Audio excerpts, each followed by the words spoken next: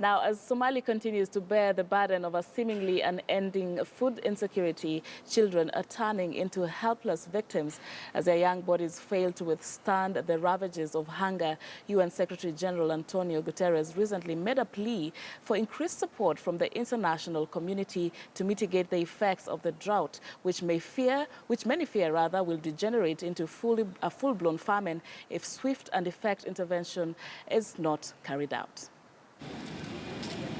47 children have died from hunger-related ailments in Banadir Hospital in the Somali capital over the last 2 months, according to the head of the hospital's pediatric unit, Dr. Lol Mohammed.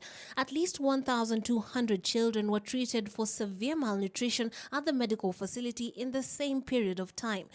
The support is coming late, and this is the drought-affected population already.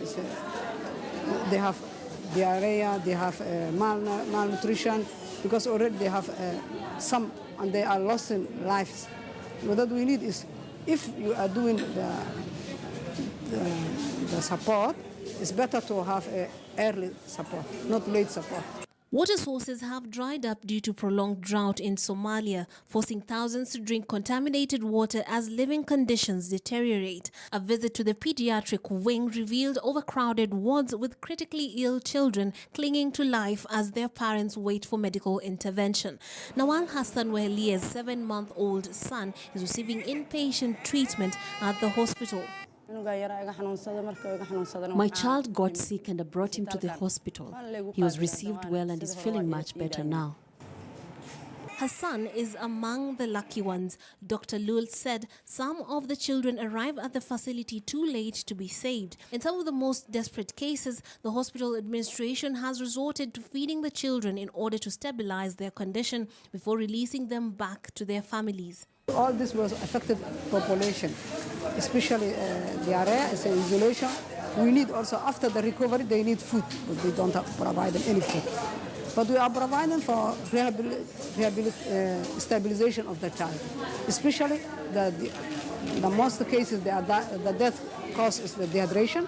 We are doing the rehydration of the child, and we're given also some antibiotics for that, because it's acute watery diarrhea and suspect you have cholera, and then we are given erythromycin in children and doxycycline in adults. This is what we have doing so far. The large number of critically malnourished children being admitted to the 20-bed government-run hospital is overwhelming.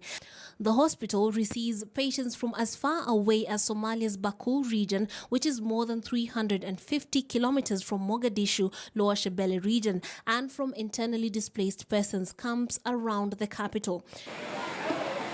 Across the city, in the Mogadishu district of Hodan, a local non-governmental organization called the Somali Relief and Rehabilitation Development Organization runs a wet feeding center where vulnerable children and the elderly receive free food.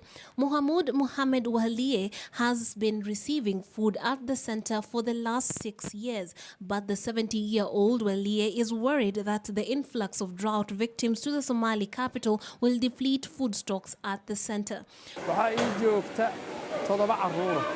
I have 7 young children from my second wife.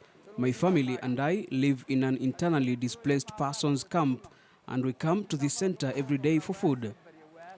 We are fed twice a day, and it is the only source of food we have.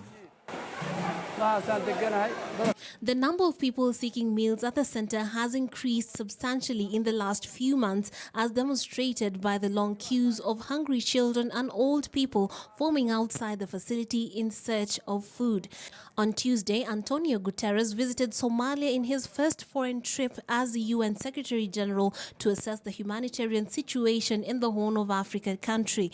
Severe drought has driven away thousands of people from their villages and communities in pursuit of food and water in urban areas. Trix Ingado, KTN News, Nairobi.